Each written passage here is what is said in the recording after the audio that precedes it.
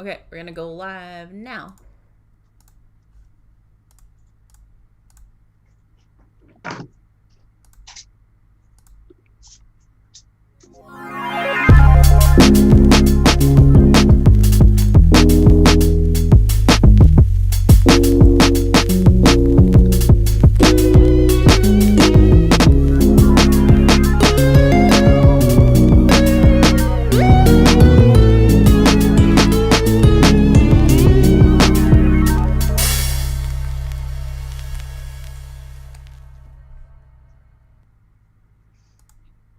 All right, we are live.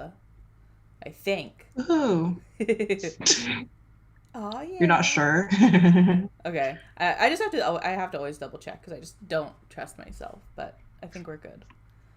That makes sense. Yeah. Yeah. Intro us, Leslie. Tell the people what we're here. Hi, I'm Leslie. This is Sloan. We Hello. have a show called Salt and Honey where we talk about comics, stories, art, and all those good things the only things that we have authority on, basically. Yeah. Um, but yeah, today we're going to talk about a couple of different comics. I think I think it's pretty varied. hmm Do you want to say anything before we start, or what are your thoughts? How are you Um. feeling? Yeah. Should we pour one out? Pour a virtual one out for Mira Kintaro, Yeah, so our if you don't already hero. know, Kentaro Miura passed away like earlier in May. Sorry, I look like a ghost, but I can't do anything about that right now. But anyway, so it's just so tragic because Berserk is like one of those stories that I think resonates with a lot of people, hmm and I think it's just hard for us to sometimes it's hard for us to remember that the person behind it is still a person just because it's so amazing and like kind of it does so many different things at once. So it's just really sad that he passed away before he was able to finish it. Um, but yeah, Yeah, it's brutal. He died of what sounds like a very painful heart situation, a like heart disease or dissection. something. Yeah. Um and yeah, in the last maybe 5-ish years, I know his fandom has been like not complaining, but like he's been taking a lot of hiatuses. Yeah, I think due to his health, and I know he has like yeah, he has a team like all like really famous mangaka do, but I think he did quite a lot of the work himself and was still pushing himself to draw. Um, yeah, so it's just sad because I don't know. It just makes me think about yeah. like a lot of cartoonists like toiling away. Well, like everybody is toiling away at something, like thanklessly and always pushing themselves to like achieve and reach success, but I don't know. Yeah, totally. Uh, yeah, it's definitely not just exclusive to comic artists, but just because we are artists that work in comics, it makes sense that we kind of feel a lot of sadness and like sympathy towards the situation. And yeah, it's just complicated because if you're like a fan and also a creator, then you kind of know like a little bit about like what people are going through.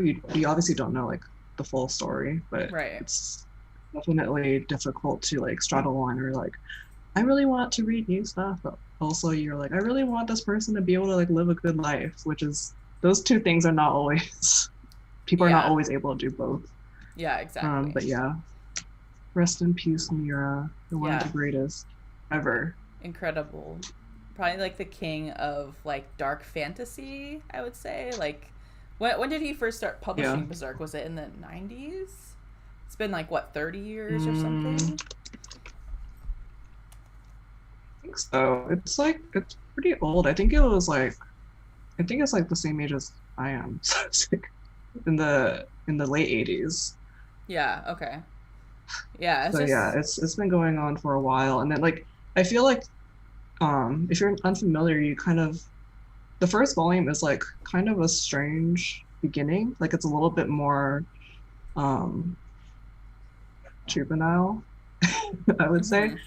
but you can see like him growing throughout the series and like Mm-hmm. becoming more and more um like good at art, better art, and he does like amazing character work in this series as well.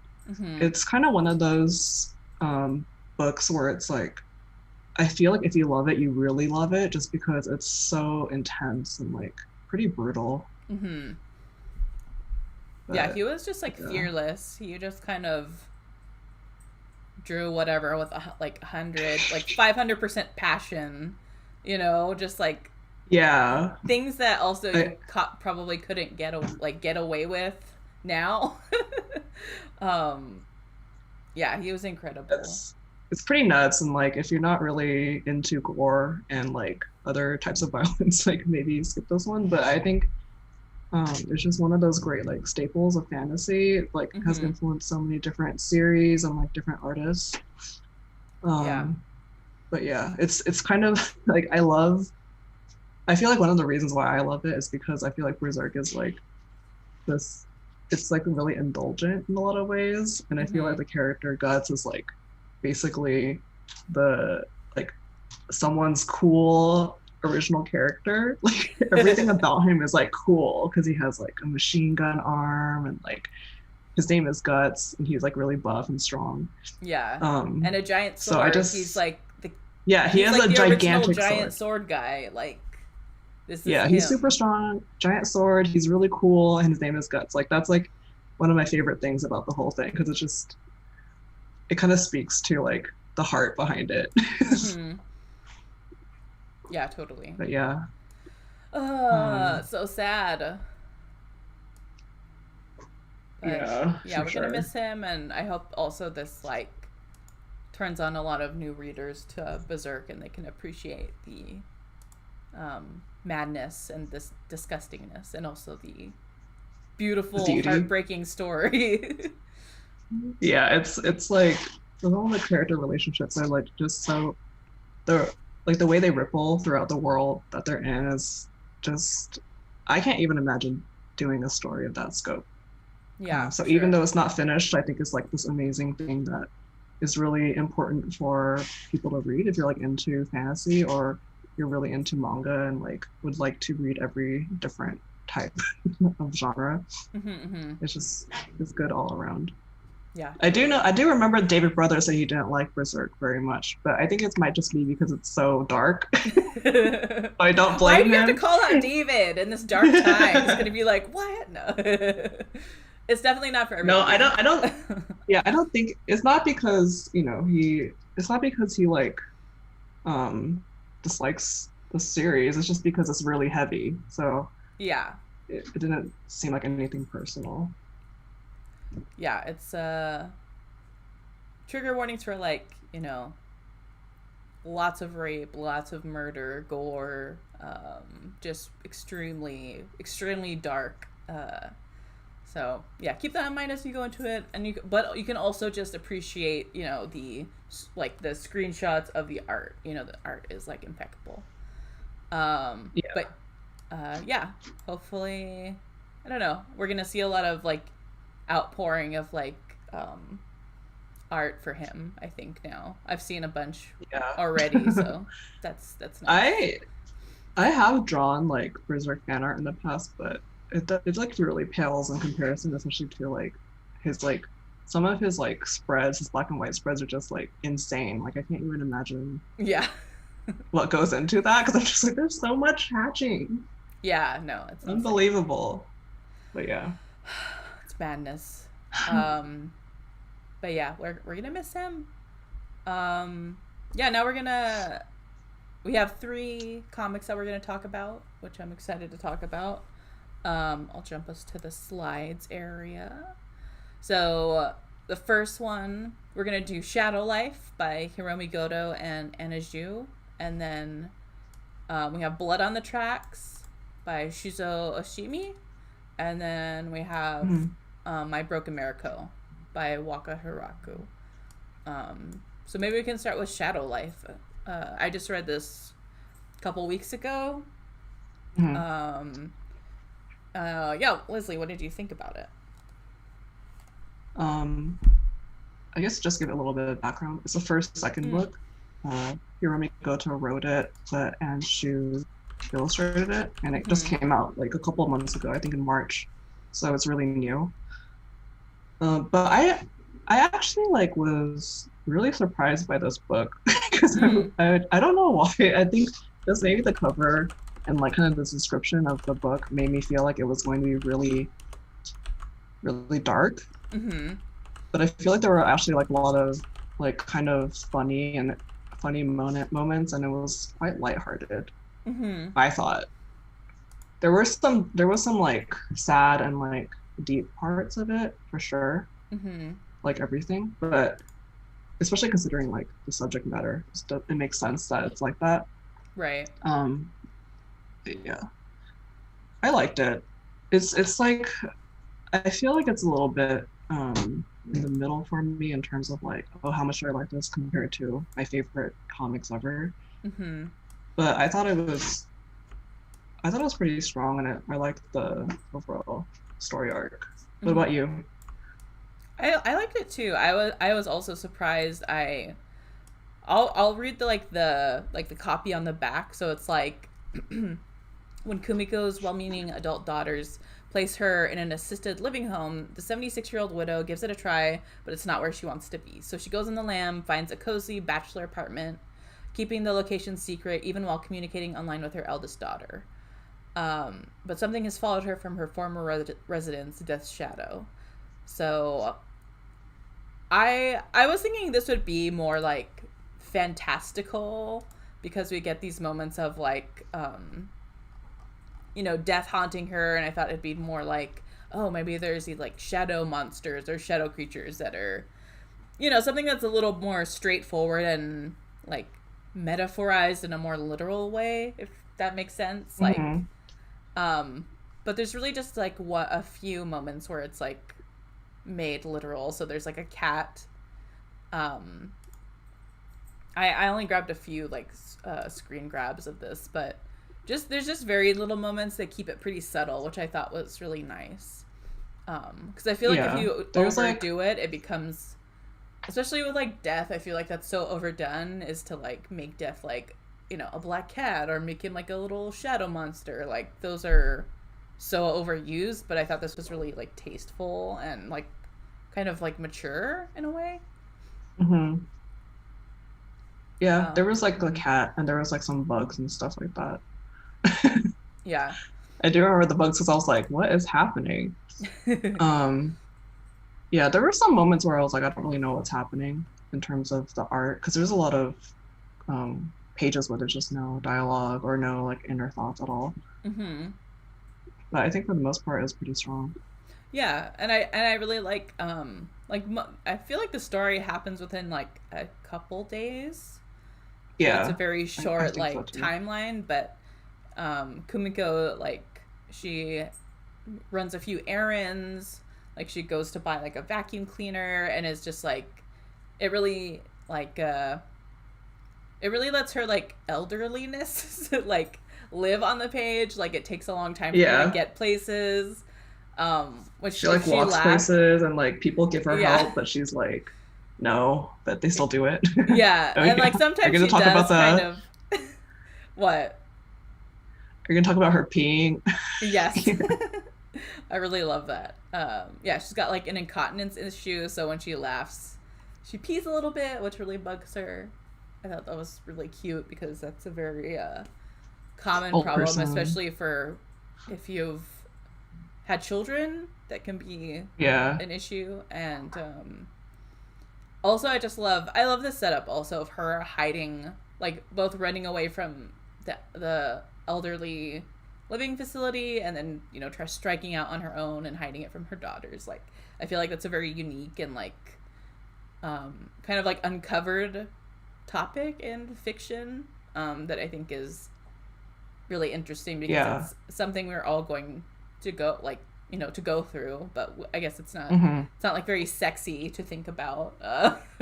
Yeah, it's not very romantic. I feel like, when you get to a certain age, people just think that you're going to die at any moment. Yeah. So like but it's also hard because you're like older people are still people, so like they still experience, you know, regular emotions like anyone else. And like if they want to feel independent, then there's like sometimes it's just not a lot of outlets for that, even though it comes from like a caring place. Yeah. Kumiko is like very, she really wants her independence, and that's kind of why she's like avoiding her daughters. But it kind of comes like, you know, it's a very circular story in a lot of ways, Hmm. not in a bad way at all, but yeah, everything comes to a head eventually. All the Yeah. problems. Yeah, totally. And it's like her life is also, despite her like insisting on living by herself, like when her daughters finally find where she lives, they realize that her place is really dirty because her vision's not great anymore. There's stuff that Kumiko can't repair, and also she likes to kind of hoard things, so she has like breeze blocks and like boards that she uses for shelves, and like Yeah, she's it like just trying to take. The beginning starts out with her trying to like take stuff from the, what is it called? Like this like scrapyard near her or something, like hmm. where they're doing construction. she's like, oh, it's too heavy, and like there's this guy that's like that sees her neighbor, and he helps her. Yeah. I thought that was really cute. And just like kind of slyly hinting like she's like struggling with it, and he's like, "Oh, I'll get it for you." And um also using her like cute oldness to like haggle with like shop owners. Yeah, uh it's funny. it's really good. But yeah, Yeah, I I think really this kind liked of, it. I think this book, it's not the same, but it kind of did remind me a little bit of Moms, this other book that we Mm-hmm. reviewed on our podcast a couple months ago. I would say like last year, maybe a year ago, Yeah. which also kind of talks about like kind of this like unsexy age, um, of like kind of being older, and I don't know. I guess like she's like retirement age, Mm-hmm. but it definitely broaches on like, you know, the topics of like sex and like just life in general, and kind of how people still have individual lives even if other people don't think that they do, Yeah. Mm-hmm. which I think is really interesting. And obviously I think, you know, I feel like a lot of comics, most comics skew towards like really young people, Mm-hmm. whereas like the comics about people that are older and kind of dealing with issues written in regards to being older are much fewer and far between. Yeah, totally. And it's almost like a kind of a return to like youthful themes. Like you have Kumiko that wants all this freedom, and now her freedom is being restricted again, almost like a teenager, you know. And she Yeah, also has yeah. like like a romantic flame that she calls up because she needs help. Because she's like sick. Yeah. She's like, she like broke her arm or something, and I was like, oh my god, this would Yeah. worry me so much as like a child of a person that was doing stuff like this. But yeah, I sympathize with her struggle a lot. Yeah, totally. Um, yeah, this was like it just reminded me so much of when I my grandma was living with me right before we had to, get her in a home because she just was like, would forget who we She's too are and independent. just way too independent, way too like ready to throw hands with me if I didn't like accommodate her. Oh no. So I really like this story a lot. Yeah, what did you think of like the art? I thought it was good for the most part. There were some parts where as I was saying earlier, I did not really know what was happening just because there are a lot of like really quiet moments. So Right. sometimes when she's kind of just shuffling around with like her own things, like it was hard for me to understand what she was doing, if that makes sense. But it wasn't to the point where I was like, I can't read this book. It's just so like, you know, it's impossible to read. It's not impossible to read, but there are some moments where I was like, okay, you know, I would like a little bit more clarity, but I guess I'm fine with it. What about you? What do you think about the art? Yeah. I was like not crazy about it at first. There's a sort of like I think Digital look. it's kind of like it's like too digital for me, or it just kind of looks like a really rough digital sketch. But it's also like that's kind of the nice thing with graphic novels is like even if something is not like super your taste or like up to snuff to your standards, you kind of fall into it if the story is good enough. And so I thought Yeah, the I story was agree with good that. enough to where I could lose myself in the characters and the like. And this is not a super like atmospheric story or like moody, but I found Kumiko as a character really compelling, and so that made me like forgive a lot of the like kind of like not they're not simple drawings, but they're just very pared down and they're a little sketchy. Um, but yeah, Yeah. I thought it was fine. I think the only thing that I kind of noted mentally was that it kind of breaks a lot of comic rules and conventions, which is not bad. I wouldn't say it's bad, but I think it's something to be aware of in Hmm. terms of layout. Because there's a lot of moments where it's like the two, when you have like three panels and like there's like a big panel on the right side and then there's Mm-hmm. two small panels on the left. Mm-hmm. It kind of just stands out to me a lot because Mm. it's not exactly clear. Like I feel like usually the reverse is easier, but I also feel like, you know, it doesn't really matter. Right. But you noticed it, so it like kind of stood out to you a little bit. Yeah, I think it's because that like something like that would always get noted for me. Where Right. it's like, don't do that. And now Yeah. I'm like, oh, I'm like really aware of it. Yeah, I feel that. Um, yeah, I would have. I do like how she drew Kumiko. Like, I think that's the most crucial aspect, and I found she had like I don't know. She has really simplified features, but she wasn't afraid to really like make her wrinkly when she's like making faces, and like I And appreciate also when that. she's like naked and showering Yeah, yeah, I love her like at little the naked community body. center. Yes, Yeah. I thought that was really charming. Um, but yeah, I think this is a pretty accomplished book. Hiromi Goto is like already a famous like author, so I really Hmm. like that she. I also love when authors don't go full like, oh, comic books have like superheroes and superpowers, so I need to include those. Like I feel like Are that you always like thinking about happens. Margaret Atwood or something? Yeah, Miss Angel Catbird. Oh my god. Yeah, I really I feel like we appreciate. should talk about Angel Cat. We should talk about Angel Catbird one day. Ugh, why it's so bad? I mean, it's pretty funny, but I yeah, think we I could don't just know. talk about, our thoughts about it. But yeah, I can also understand not wanting to talk about it if you don't like it. But yeah, I appreciate them bringing the restraint of their like bibliography. Like they stuck to, what their interests are, which is like older, like Asian women and their experience, and like not trying to be like, oh, it's a comic, so I need to do X, Y, Z, which is like happens a lot. So anyway, Yeah, yeah. I do like that it's like a slice of life comic about I know like an underrepresented in fiction character type. Mm-hmm. Like she's older, she's queer, and like Mm-hmm. there are a lot of things that are I guess unusual, like slightly unusual. It's not like totally out of bounds, but I do love it. And I just love like I just love her candor that she has like as she's an older person. She just like so is pretty shameless, which is really funny to me, and it kind of reminds me of my own like older relatives. Even though like it irritates me in real life, it's like funny to like reflect on it Yeah, in totally. in a comic. Yeah, shameless is definitely a good word for her. A good Yeah. descriptor. Ugh.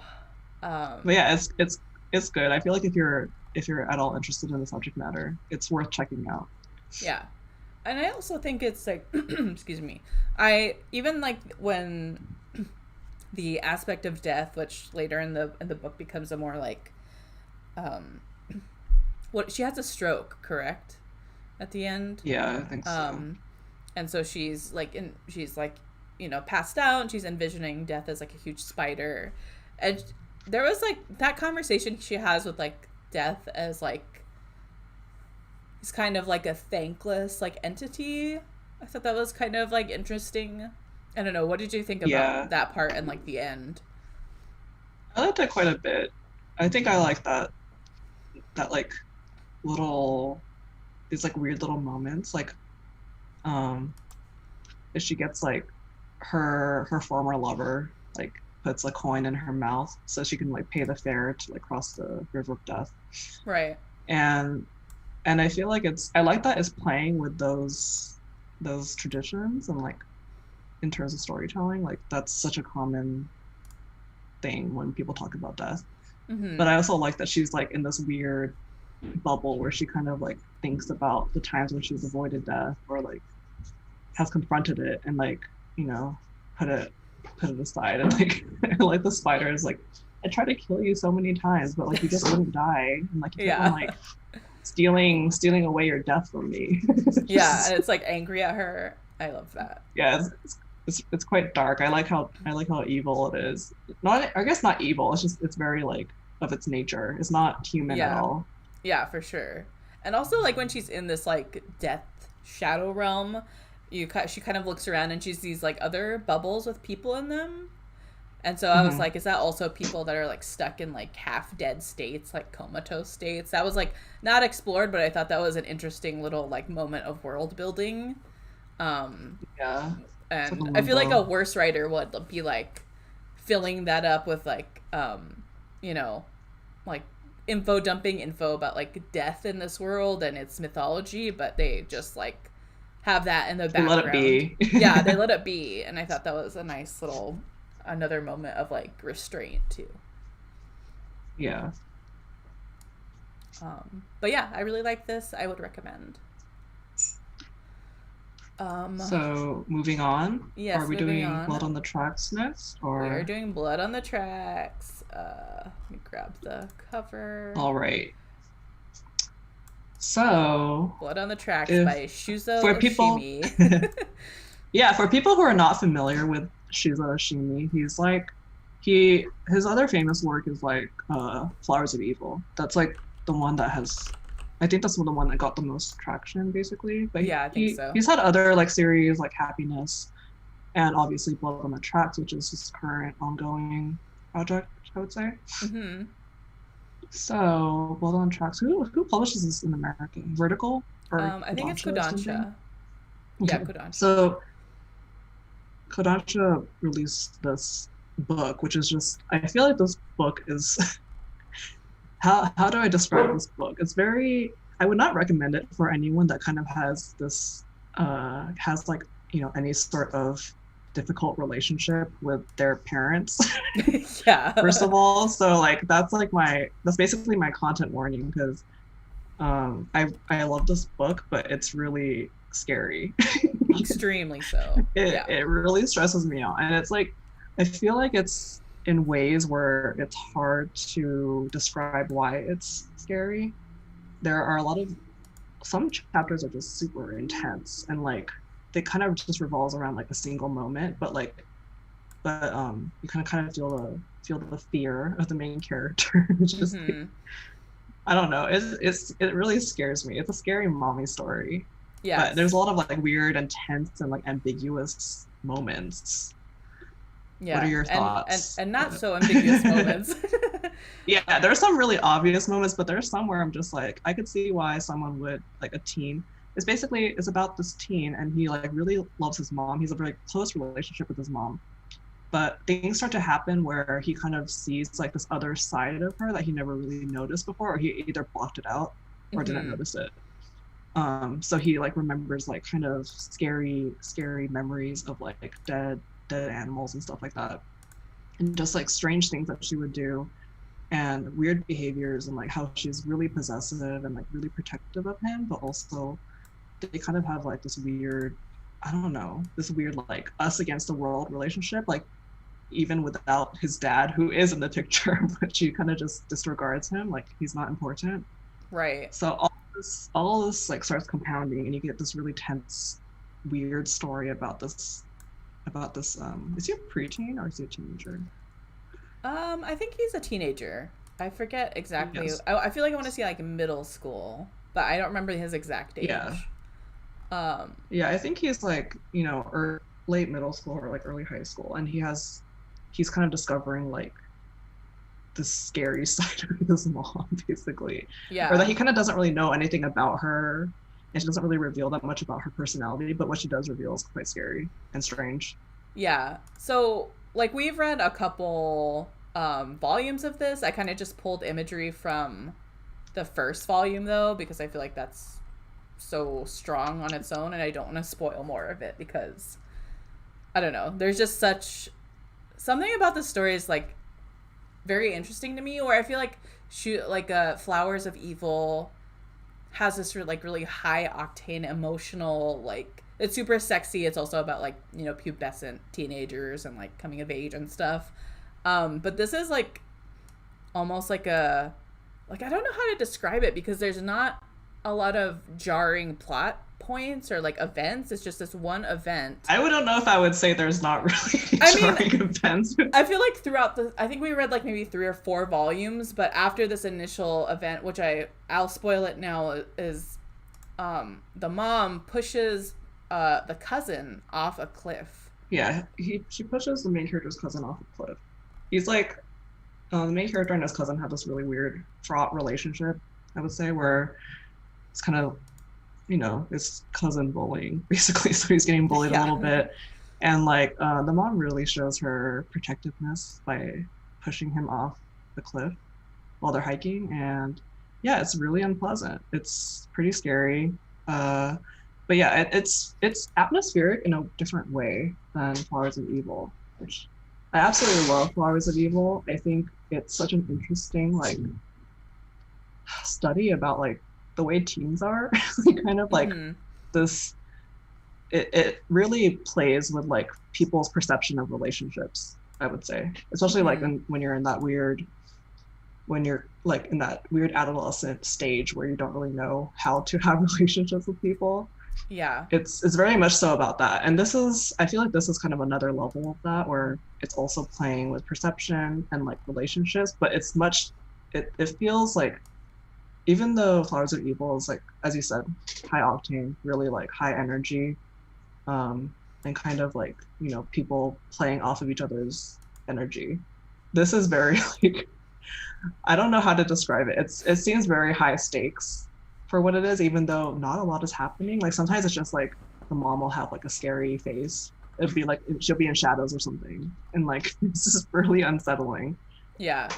I don't know if you can see this image that I saved. It's like one of the first images of her face, like in a two-page splash, and it's like painted.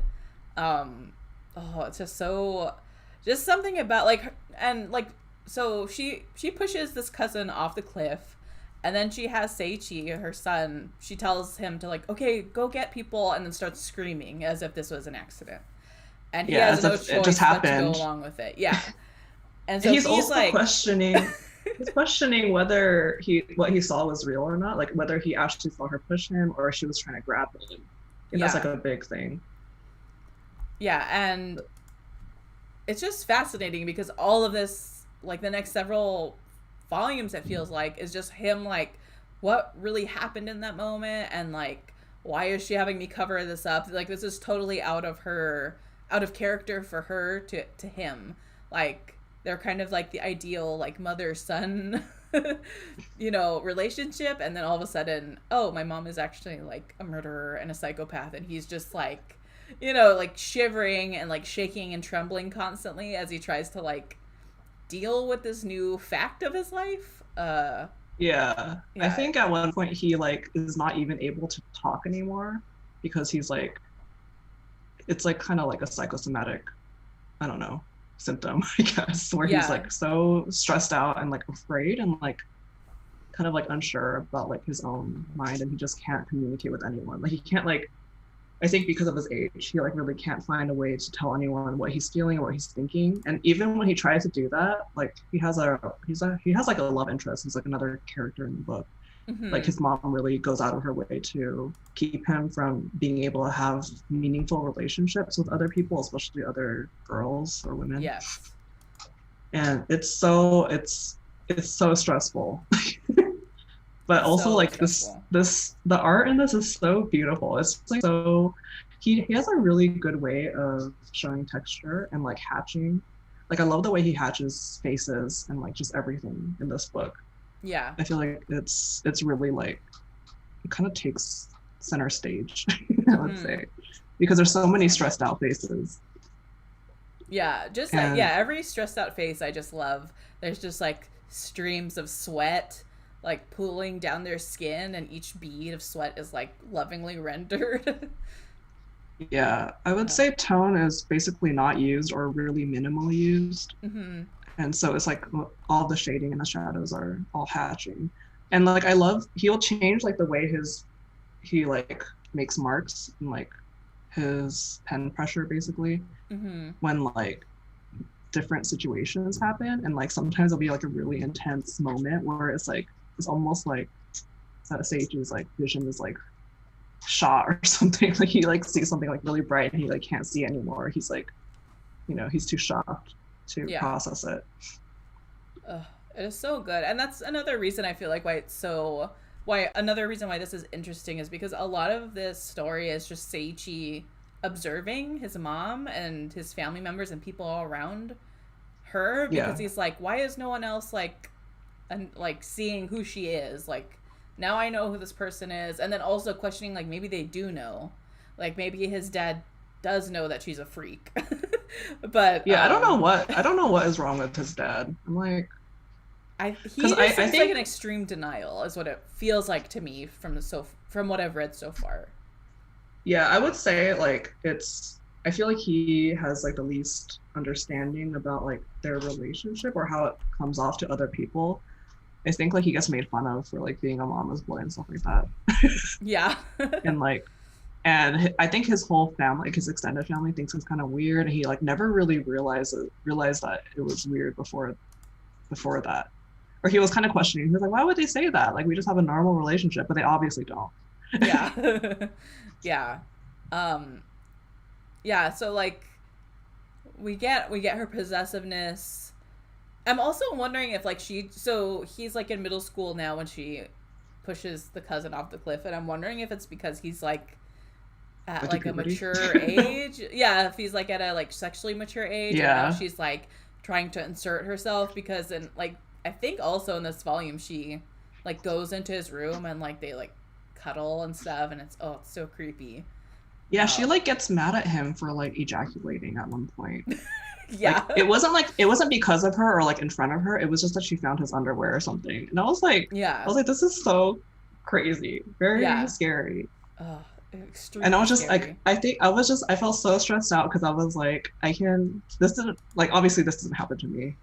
If it has happened to anyone else, I feel really sad for you. It's like, feel horrible. It's like such a horrible situation. But Yeah. I can just imagine myself like at that weird, confused age and being like, what is happening? If something like this happened to me, I don't know if I could recover, basically. Yeah. And it's It's, also like you at that young of an age, you're just beginning to set up like boundaries and expectations of like family. Like yeah. your parents are becoming less of like um just figures that are, they take care of you and that's it. They don't really have their personality, or they have personalities, but you don't necessarily see them as people yet, because you kind of have a very like usually you have a very kind of narrow relationship dynamic. There's like caretaking, and they raise you, and they give you rules and boundaries or whatever.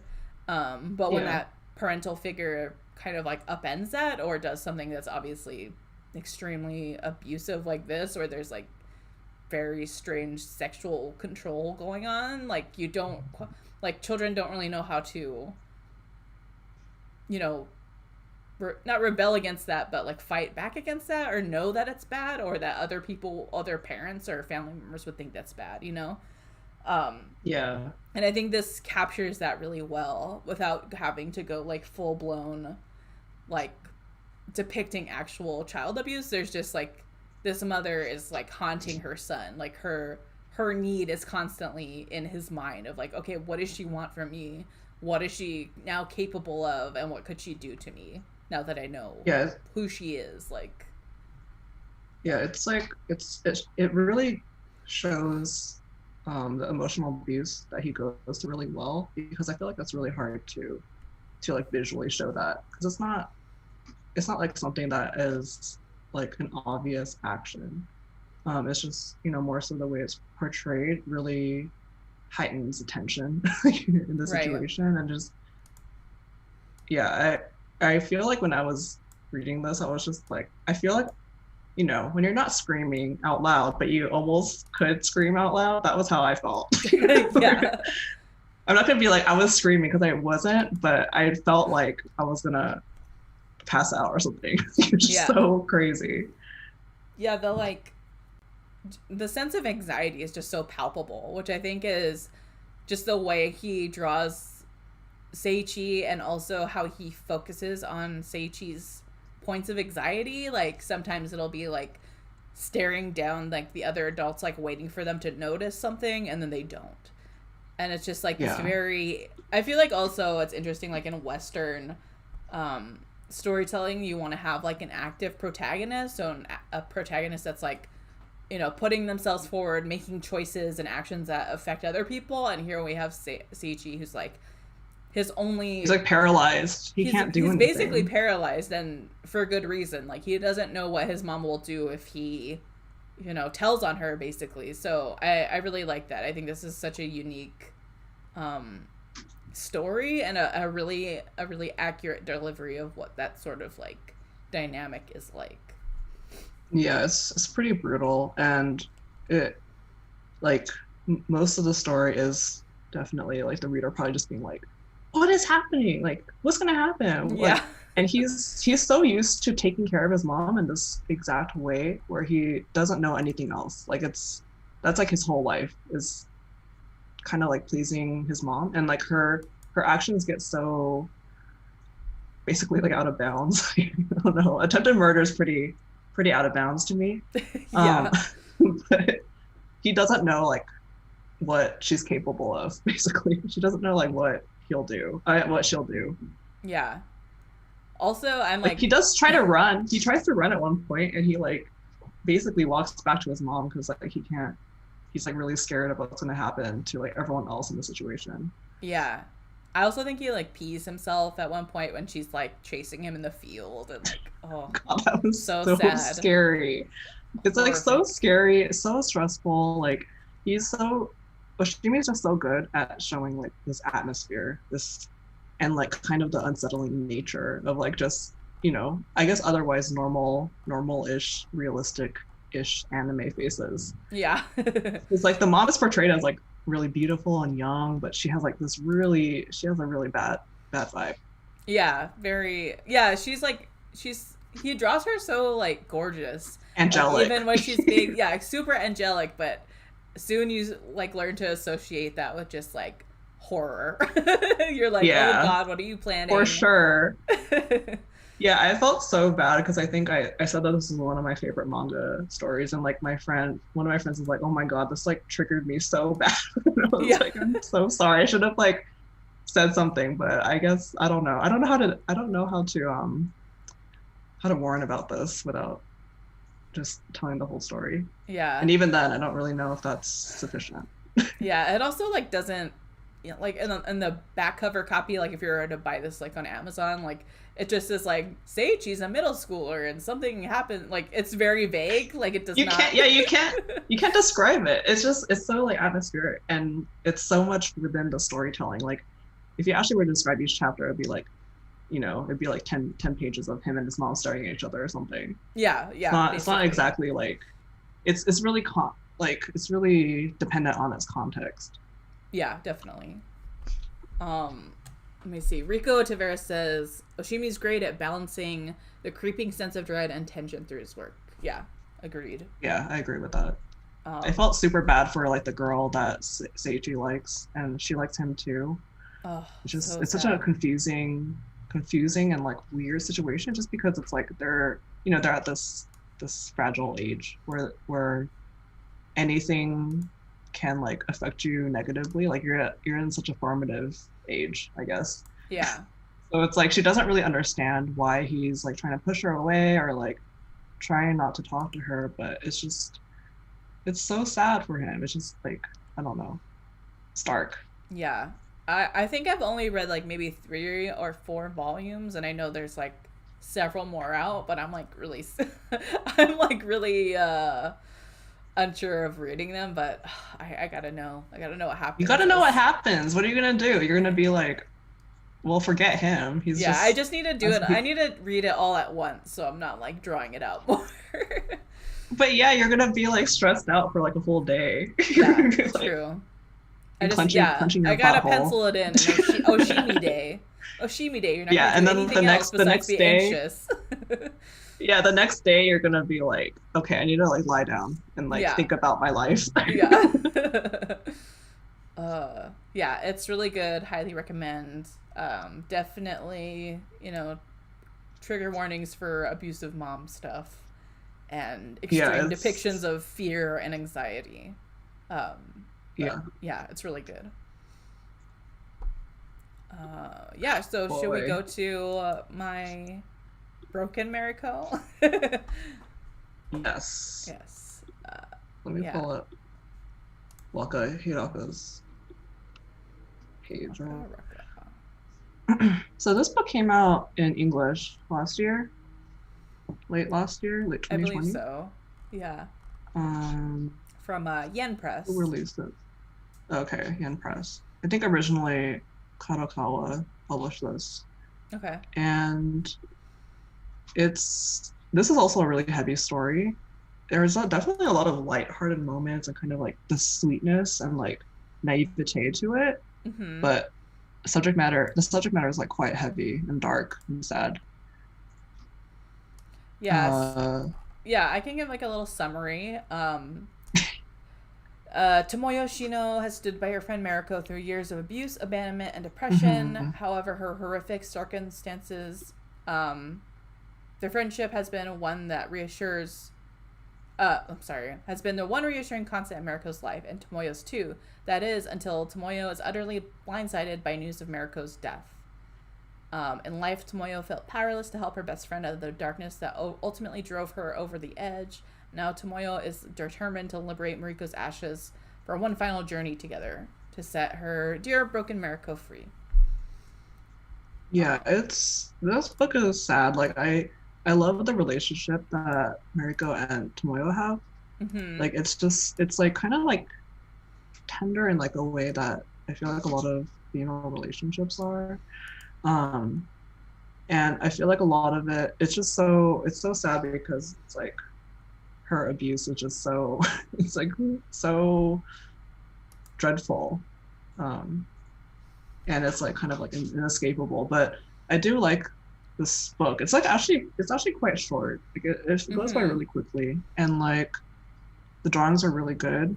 I would say that it's kind of interesting because I feel like Waka Hiraka's drawings versus their paintings are like quite different.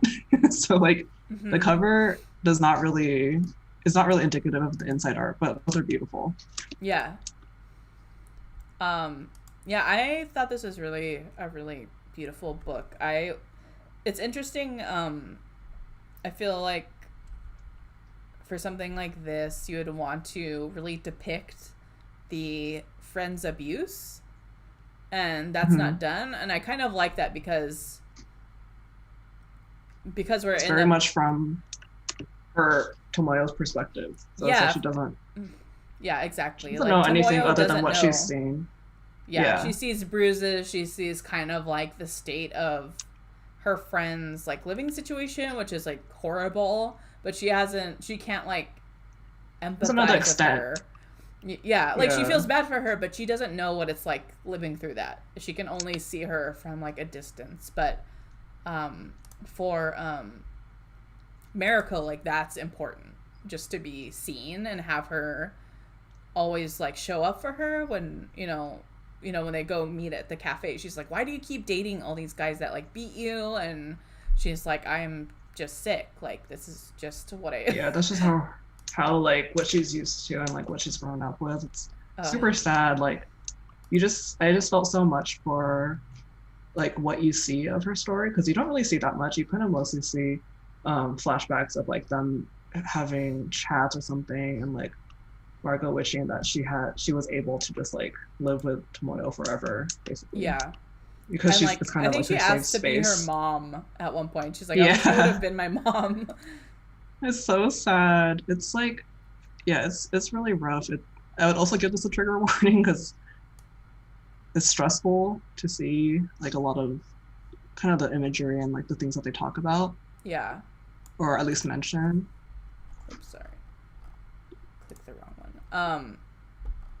Yeah, it is really difficult. There's also like a moment when Tomoyo goes over to Mariko's house and Mariko kind of peeks out. It's when they're like younger, like Oh teenagers, yeah, and she's all yeah. beat up, and oh, it's so sad. She's like swollen and bruised and like, yeah, it's so sad.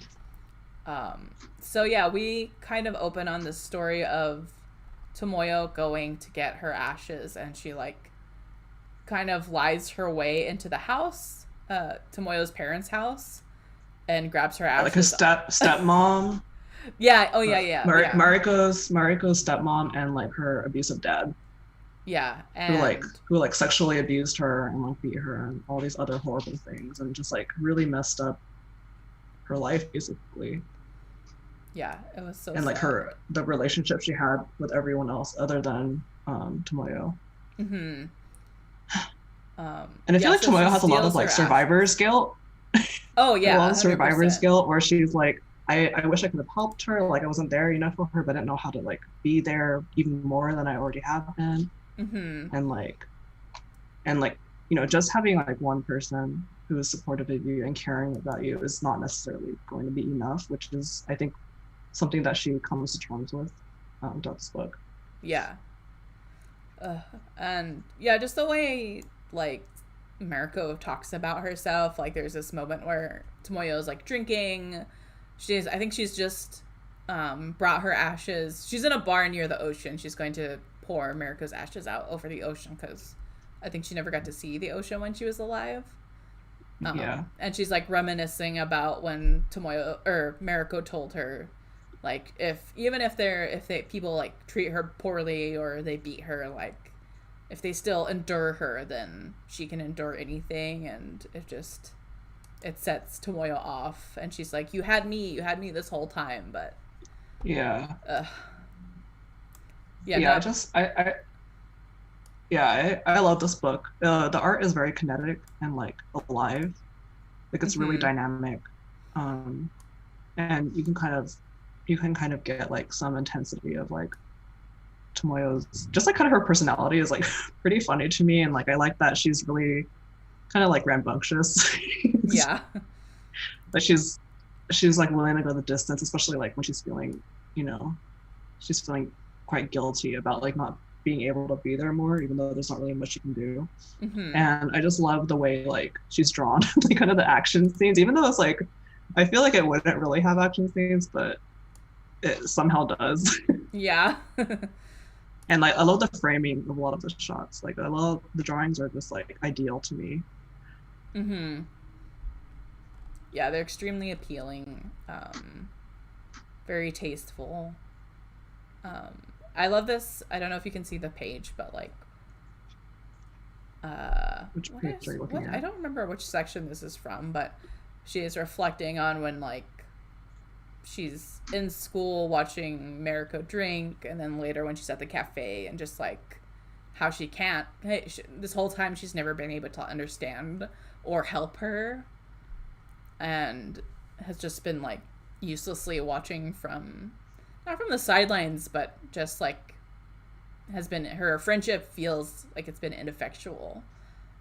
Yeah. But Mariko's always been grateful to her for that, and I really liked that. I thought that was sweet. Yeah, she's like super appreciative, and I think um yeah, I feel like the story is like quite realistic to me.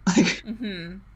Like this, like I feel like Tomoyo's actions and like her reactions to things make sense, and she's like reflecting on like, the things that she may not have necessarily noticed as being signs that like Tomoyo was not going to be alive much longer, or Mm-hmm. just like anything. She's like desperately trying to comb her memories to see if there's some clues as to like why she did it, and like, you know, it's pretty heartbreaking.